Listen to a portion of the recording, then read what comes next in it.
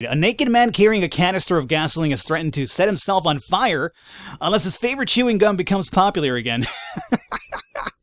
God damn it, that juicy fruit better become the #1 gum on sale again, or else I'm going to set myself on fire. Used to be, when I asked Kendrick to stay late at the office, he liked to grumble and crack wise. Nowadays, he doesn't have the strength for it. Slumped shoulders, blank stare, wrinkled skin. The past few weeks, I don't hardly recognize my old friend. In his younger years, he reminded me of a gallant royal officer in an old Kipling story. Kendrick isn't just crumbling under the weight of the public pressure, but from the shame of it all. Internal Affairs raided the library he inherited from his grandfather, hoping they'd find buckets of cash stashed in the pages. Heard about the look on his face, the fearless policeman standing helpless in horror. I've known Francis for 30 years. The past 20 years he's played loose with the law. And I know that at a certain point every stolen dollar brings more misery than anything else. Probably sounds crazy, but I sympathize with the guy. What can I do? Your friends are your friends, and these are the waters we swim in. Called all of the people on that list today. Now they know you're in business, so you could get a call from any of them. You don't need to worry about any of them. I've cleared them all. And what kind of business are we talking here? It's nothing too serious, just like you asked. Should be just a few small favors. Payments will vary depending on the situation and who you're dealing with. How much are you looking to earn? $500,000. $500,000? Why not a whole million? Because everybody wants to take $1 million. Figured I'd try something different. $500,000 in 180 days? Well, you could earn it all above board if you netted all the big fish and hit all your bonuses. Never knew you for a fisherman. Well, you never got into my business, and I'm not trying to get into yours. But be careful about bringing in any other cops. Sooner or later, they'll put the finger on you. And one more thing, Jack. I remember what you said, but I should probably add one more name to that list. Christopher Sand. Sand. Christopher G. Sand. Everyone knows the name, but few could tell you who he is. The old man stays away from the spotlight. Always wears old-fashioned jeans and knitted sweaters. Gives to charity. Rarely attends social events. An avid hunter, I hear. Even dabbles in poetry. You'd never guess he's the head of the oldest and most powerful gang in the city. Goes back as far as his great-grandfather. And Sand is strict about following the old rules. He rarely involves himself in commonplace murders and robberies. Hardly needs to intimidate anyone to get his point across. The people who work for him each have their sphere. They provide protection where needed, even work with the authorities when they want to make a deal. Meanwhile, Sand pulls the strings without getting his hands dirty. People sometimes mistake his quiet approach. A couple years ago, an arms dealer decided to expand its business without asking permission, and his whole family paid the price. In 4 weeks, Sand killed 31 people. Old men, women, even a few teenagers. And Sand's people made sure every paper reported it. Frank, I don't want to hear you say that name again. Jack, please, listen to me. I'm in with these guys. We agreed, Frank. That's not the kind of business I'm into. I don't go there. Never have, never will. Welcome back, everybody, to This is the Police, episode number 2. If you haven't checked out number 1, I would suggest you do so before jumping into this one. For now, let's get underway over here. Freeburg Tribune. Construction of Cinema Museum postponed again. Golden Bird, we have Francis Kendrick announces retirement date. And the fact, Freeburg's number 1 paper, legendary singer Gennaro Crespo comes to Freeburg. All right, let's go to work. Asking for a day off. When a police officer is too tired to be effective, he will ask for a day off. Sometimes officers will request days off even when they're at full strength. Some of the reasons you'll hear are far-fetched, while some are very serious. Don't overindulge your subordinates, but don't antagonize them either. Remember that everybody's got secrets, and you've got to make sure these guys have your back. Alright, so here we have our first day off request. My band is playing at a charity concert for some sick children. Can I have the day off? This is going to be from Beasley, huh? Alright, buddy. It's for charity, so yes, but come tomorrow. Let's see. Oh, all of my detectives want to take the day off suddenly, huh? Moser, my brother went hiking into the woods and disappeared. I want to go help with the search. Can I have the day off today? Why you gotta put it that way, man? Yes, but come back tomorrow. Oh, come on. This is getting silly now. They say it's going to rain today, and I have a very weak immune system. I'm afraid I might have to get sick. Can I go home before it starts? No! Use a goddamn umbrella, okay? I can't send all you people off today. What, no people police in the streets or what? Oh, I'm sorry. No, we can't help you today, ma'am. All of my police officers took a day off. Promotions. In addition to their performance ratings, police officers also possess rank. Employees begin at the lowest rank and can be elevated in rank with 1, 2, or 3 stripes. Once a week, you can pass out stripes and improve the rank of any employee.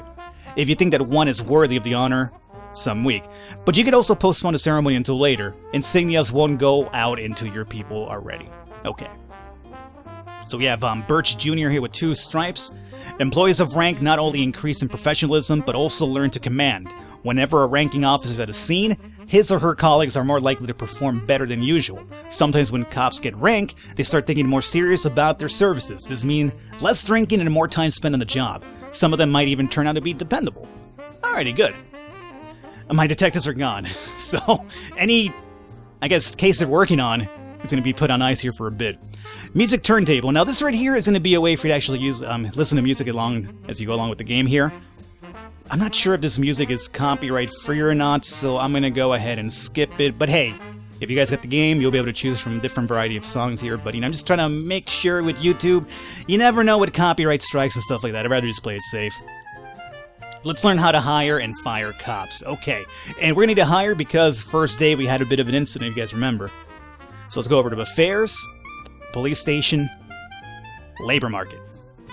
You have a certain number of paid job openings for which you can hire any available applicant. Job slots are separated between officers and detectives. So over here we have Hideo Sogo. Hey, look at that, huh? You left Konami and now you're a cop. Of course, it's Hideo Kojima. I know. In my mind, he's now a police officer, though. 210 professionalism. Political views are unknown, so we don't know anything about them just yet, but as you progress, you actually learn more about their political views, their character, and, find out if they're dependable or not. So, hey, you know what? We lost somebody in Shift B, so we're going to hire Hideo Sogo for Shift B. So there you guys go. We have him, and that'll be it for now, it does seem. Comp slots 13 to 14. We can hire one more person, but I'm not sure. Want to free up a slot? Time to fire somebody already. Now, if you fire people, keep in mind that you won't be able to fire straight up. Oh, you're teaching me about firing. Okay, so let's go to Roy. Fire. If you have legal grounds for termination, no one will ask any questions. You might need to fire them anyway. Legality be damned. But that could land you in additional proceedings, and other staff will become more worried about job security than they are about doing their jobs. Another way to free up a slot is to have a police officer killed. But that's not really a valid option, right? Well, let me tell you about my first day on the job. Anyway, you could fire people, validly or not. But obviously, if you have some validities, might be more, probable, a bit more favorable for you anyway. At the moment over here, Roy is too old. Good reason to fire somebody, apparently. Ageism be damned. Didn't come to work, came to work drunk, failed 3 assignments in a row. Or I could just go fire illegally. But again, this might have some serious consequences here. So it's something for us to kind of consider if we wanted to do so. Roy did ask for the day off because of his immune system. So, I'm going to give you one break, Roy, before I start firing asses left and right. So here we go. Let's open up. We have vandalism over at St. John's Cathedral. Let's check it out. We received a frightened call from a local cathedral. This morning, the abbot discovered that someone entered the old cemetery during the night. The old yard's tombstones are painted with satanic signs, and some have been broken into pieces. It seems that there are even traces of a shovel. But the abbot would say no more. So we have 2 officers apparently. Let's send Robbins and Roy out there to check it on out. Alrighty? I imagine that the offenders are gone, so you should be safe. Just get an eye out, get some information, Scour the scene for any evidence. Atticus Tower, vandalism. Businessman Harley Jones, looking out his window, saw 2 teenagers scratching offensive slogans on his new car. Oh my god. And there's also 3 officers for this one. That could be problematic. Okay. Let's send Stovall, Grant, and Birch Jr. just to be on the safe side here. I don't want to start losing more cops here going forward. So we have 2 away at the moment here. Police station. What is this? This is going to be my current staff here at the moment. Labor market. Again, we could hire people. As a matter of fact, we can't hire one more person, right? We have comp slots 13 to 14. Let me hire Joshua Smith over here for shift day, just in case something goes bad. We have somebody already ready to take hold of us here. Now, I don't think you get him immediately. You'll get him after the next day. So at the moment, he'll be freed up here for a while. Vandalism report. Let's find out what happened here. Offender escaped. Officers unharmed. Lost -10 on Robbins, though. That's unfortunate. So the perpetrators are still there even after doing the whole satanic thing, huh? Very interesting. Suspicious individual over at Eddie's Burgers. A waitress named Mila reports that she just served a chicken Eddie.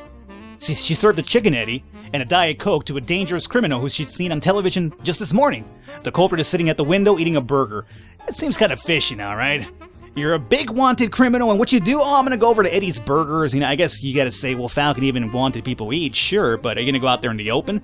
If I'm wanted by the law, I'd be buying fucking canned food and just hanging out in like a closet somewhere eating by myself, not making a spectacle out of it. Well, Samadhi, hey buddy, go check it out. It just might be a false call, Samadhi, so don't you worry one bit. If you're thinking of your Falcon, you're sending me alone, I might get killed. It just might be a false call, man. Hey, we caught the offenders over at the Atticus Tower. They're the ones who were scratching inappropriate words into the cars over here. And our officers were unharmed, too. Great. Come on back. I want to make sure everybody lives today. That's kind of like my goal. Make sure all my cops make it out in one piece here today. Alright. Ooh, what the hell is that? I'm not sure what that one's about. Suspicious individual. False alarm. The waitress had mistaken retired officer Franco Nero for the fugitive in question. See, somebody, what I told you? I told you it was probably just a false call. What is this one, though? Sam Sorkin, King Louis nightclub. Mr. Boyd, my bouncer, stuffed himself with Mexican food again, and now he can't leave the bathroom. And the line outside the club is going around the block. We need to post someone who can tell the cool guys from the idiots.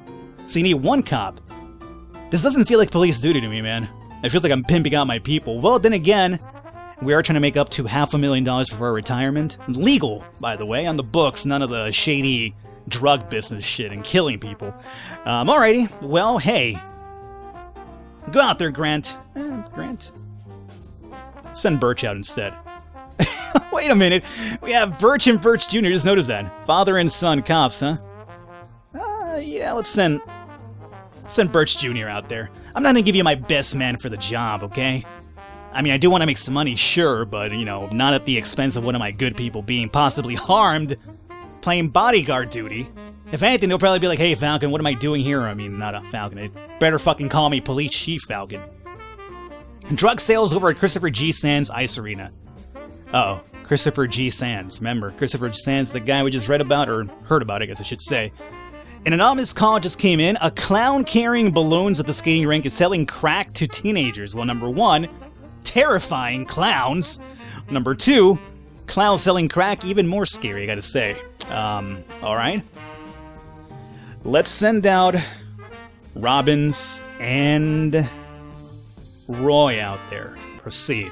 Got a little bit of backup just in case that clown decides to, I don't know, build a penis balloon on you. Oh, we have an emergency call here. Suicide threat. Ooh, Fleet Street. A naked man carrying a canister of gasoline has threatened to set himself on fire unless his favorite chewing gum becomes popular again. What do you mean becomes popular again? God damn it, that juicy fruit better become the #1 gum on sale again, or else I'm gonna set myself on fire. That seems very, very inappropriate and very brash and rash if you ask me. I'm just throwing it out there, but okay. This could be bad. What if one of my cops gets burned by this maniac? You know what? I'm sorry, Grant and Birch, but I can't send Stovall out there for that one. It could be pretty... Alright, there you go. 110 and 95. Those are pretty good numbers. Here we go. Sam Scorpion report. What? Sorry, Chief Boy, but I quit. In one night I earned more cash than I get in a month working at the FPD. Mr. Sorkin said he wouldn't mind taking me on. I guess I just wasn't cut out to be a cop. Oh, no! We lost Birch Jr. Birch! Your son is quitting the force. Are you gonna allow that to happen? Hey, we got $4,500 out of it, though, so I'm not complaining. I'll be honest with you, Birch was actually pretty terrible at 30. I'm not heartbroken about it at all, because we could hire somebody a lot better, as a matter of fact. Let's go to fairs, let's go to police station, labor market. There we go, we have Scott Hutchinson at 100. A lot better than 30, I would say, right? As a matter of fact, we have Samuel Kubota up here. Samuel Kubota, welcome aboard, dog. Shift number A. I'm actually quite happy with that exchange. $4,500 for a cop at 30 prestige? Pretty good. Hey, we're getting shut down here, but have you guys made it back? Oh, here we go, or at the sale anyway. Not sale, drug sales. We're not buying crack, we're just investigating it. As police arrive, a clown is seen making balloon animals for the kids. Carefully watch the clown from the stands. Take the clown into the ice and round up any witnesses, or cover up in a raincoat and pretend to be an illicit customer. Let's go ahead and take the clown into the ice and round up any witnesses. Or just watch first, right? Let's watch and make sure he's actually selling. Offender escaped, though. God damn it. Well, is that really on me? I was hoping it really wouldn't be. Oh, suicide threat. I guess okay? Offender escaped? I guess he didn't want to kill himself after all. He was just calling attention to people. Well, at least nobody died, which is good enough, and we made some scratch in the side. Let's end our day. Pretty good. Alrighty, guys, good job here. Stovall. Anybody I want working for tomorrow? Sogo. What the hell happened to Sogo here? Why are you so tired, dog? Were you out partying or something? I'm not sure why this guy's so tired, but he is. We could do an overtime shift because we're going to be a bit short for tomorrow, perhaps, especially with Sogo really tired. I'm going to probably have to send this guy out for the rest of the day to get his energy back. Okay. I know you guys are a bit tired, but Samadhi, do me a favor, dog. Let me have you work overtime. Okay, end our day. Day number 4, July 18th, Thursday. Feminist organization denied official registration. Golden Bird. Robespierre to reveal his identity when the right time comes. And the fact, enemies using feminists to destroy Freeburg. How about that? Let's go to work.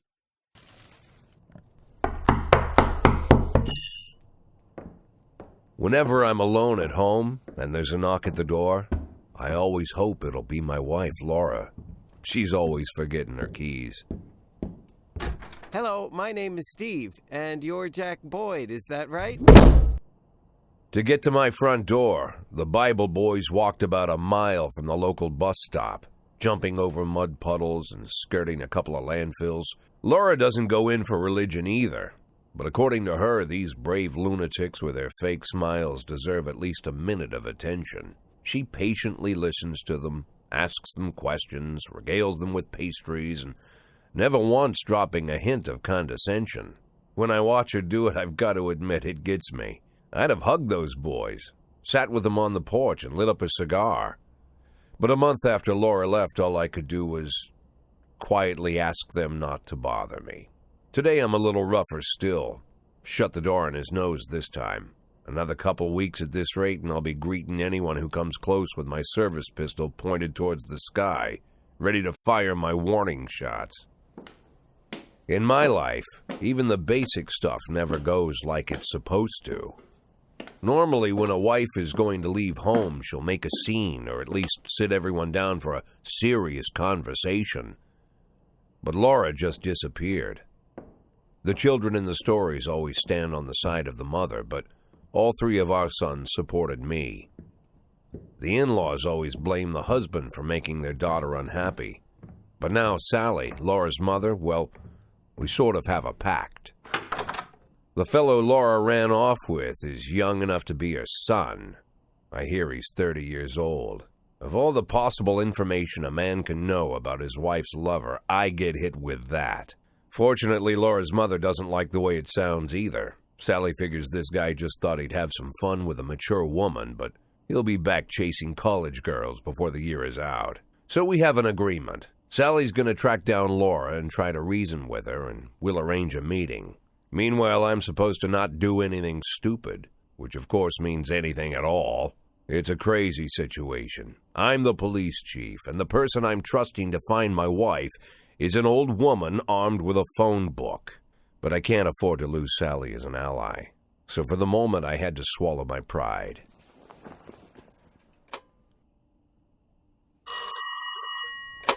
Hello. Mrs. Markham, this is Boyd. Oh, is there any news? That's what I wanted to ask you. Have you found anything? An address, phone number? Have you spoken to her? Don't worry, Jack. I've narrowed the range to 2 suspects, or whatever you like to say at your police building. At my police building, we find people faster than a funny old woman chirping on the phone with my wife's girlfriends. Oh, you're an old man, Jack. Come to your senses. They'd give us straight odds on the street. But I've got more energy, Jack. Maybe you think I'm a foolish old woman, but I go to my book club, argue with the girls about Byron, and it gives me energy. I talk to my dogs, and it gives me energy. And you have nothing, Jack. You don't even have a hobby. You got no passion. It's why Laura left you. Let's not go back into that, Sally. Find my wife, and we can discuss my hobbies later. I'm waiting for your call, and my patience is running thin. Laura, if you've stopped loving me, I'll let you go. I can't expect the impossible from you. Just don't let me die out here, okay?